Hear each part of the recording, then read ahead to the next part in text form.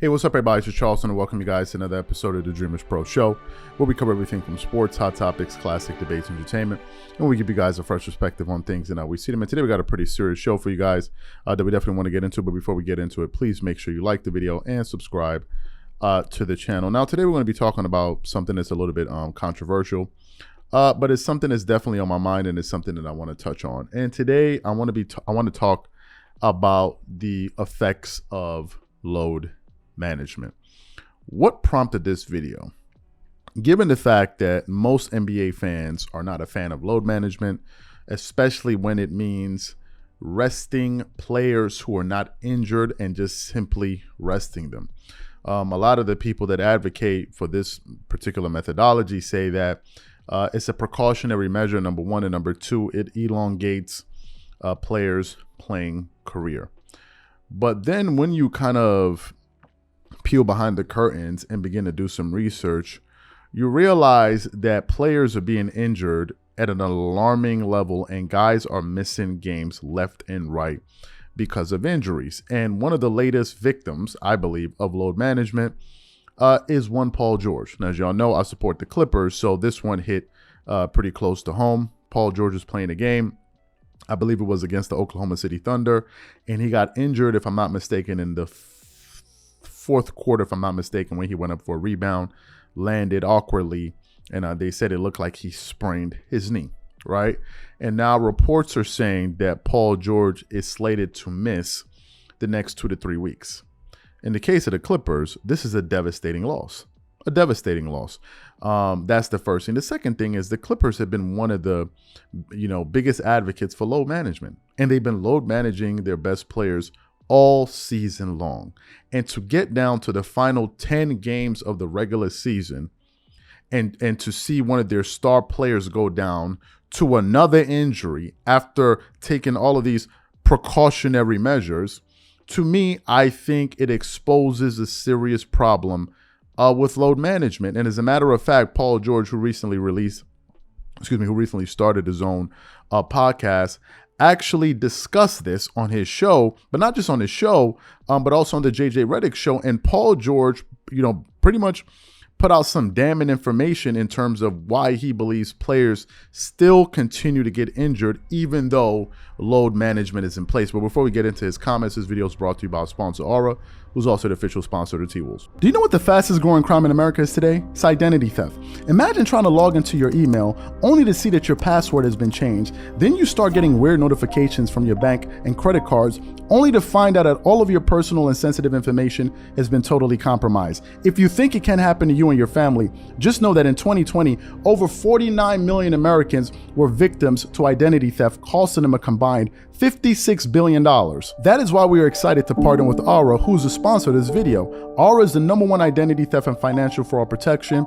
Aura monitors the dark web and alerts you if any of your passwords and accounts have been breached. And funny enough, after using Aura, I discovered some of my credentials were floating around in the dark web, and the app showed me exactly when and where the breach happened. In addition, Aura allows you to set spending alerts, and they'll notify you of any suspicious transactions. Aura is 4 times faster than any of its competitors in alerting you if someone is trying to open a credit card or obtain a loan using your name. And remember this, every 14 seconds, someone becomes a victim of identity fraud.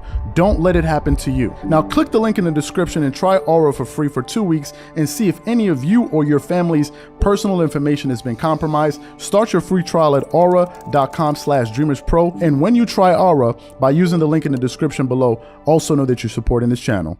Thank you. Now, what we want to do is want to play exactly what Paul George had to say here in terms of load management, and then we're going to come back and take this thing a step further. Take a listen to what Paul George had to say. I think it starts off like when I first came in the league, and you came in the league a lot longer than I did.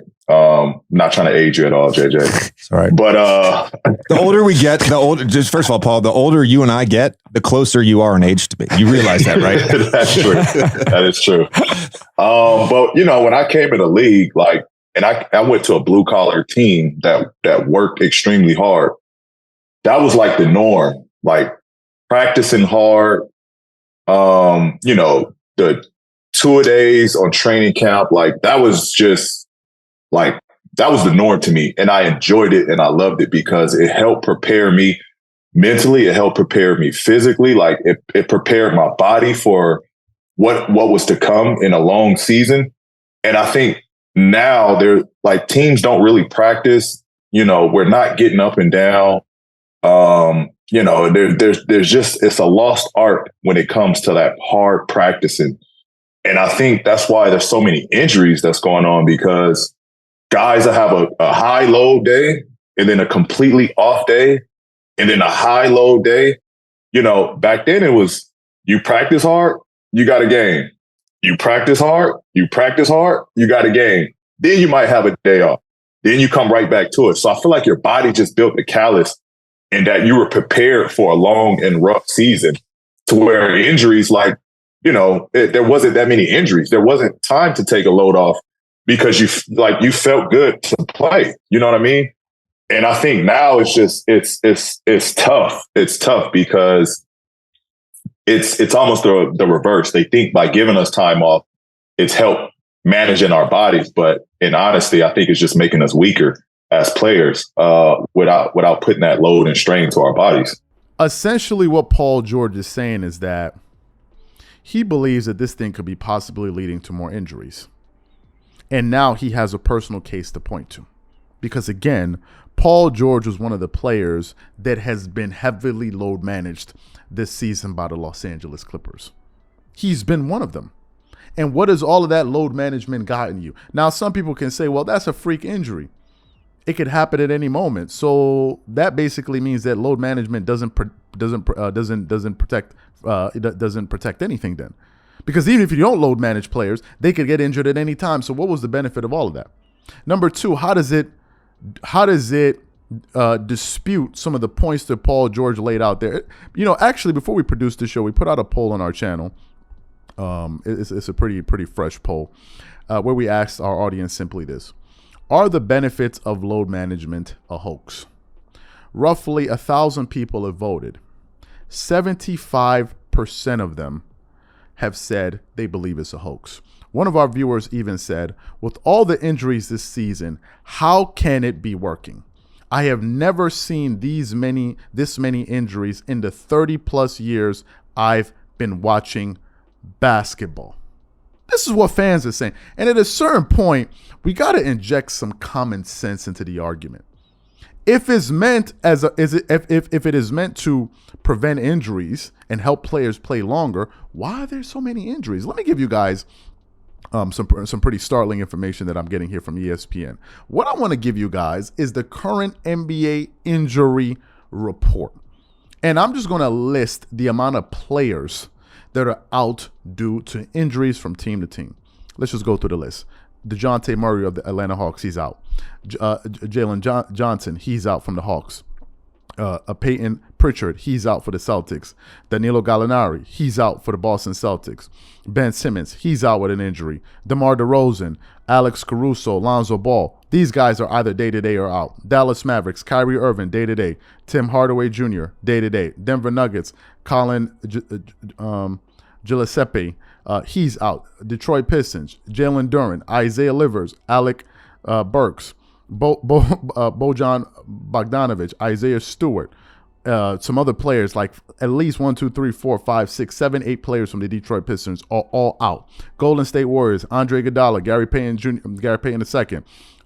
Ty Jerome, Andrew Wiggins, Ryan Hollins. All of these guys are out for the Golden State Warriors. It goes on. Indiana Pacers, Tyrese Halliburton, Chris Durante, Kendall Brown. These guys are out. Los Angeles Clippers, Brandon Boston Jr., Paul George, Norman Powell. These guys are out. Lakers, LeBron James, Mo Bamba. Let's get to the Memphis Grizzlies. Zaire Williams, Vince Williams Jr., Steve Adams, Brandon Clark. All of these guys are either out or day-to-day. Miami Heat, Cody Zeller, he's out. Milwaukee Bucks, Myers Leonard, Goran Dragic, Jay Crowder, he's out. Minnesota Timberwolves, they just got back Anthony Edwards. Jordan McLellan, he's out. And it just goes on and on and on and on and on. I guarantee you, I think the NBA has about, 450 players.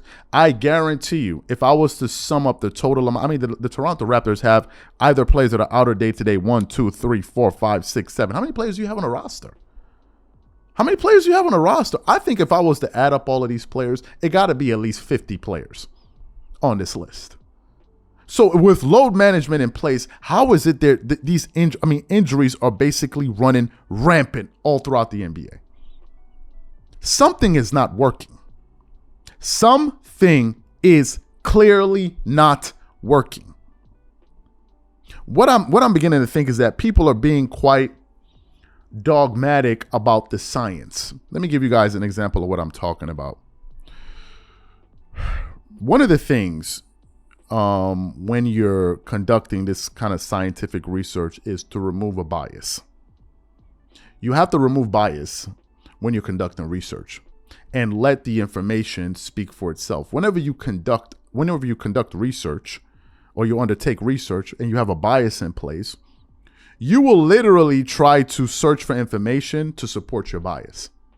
That's literally what's happening. Because if you remove the bias and we look at load management for what it is, it's not working. It's not working.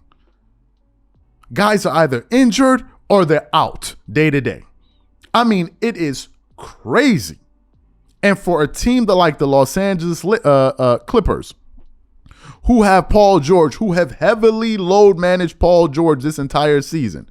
The Clippers have played, 70 games, 71 games. They have about 9 games left in the regular season. Paul George, I think this season has played 56, so he's missed 14 plus games? No, what am I saying? 14 plus games, either the injury or load management. And now with less than 2 weeks to go in the season, this guy gets injured again. I don't think load management is working, and I think people need to take a closer look at this thing because I really don't see it working.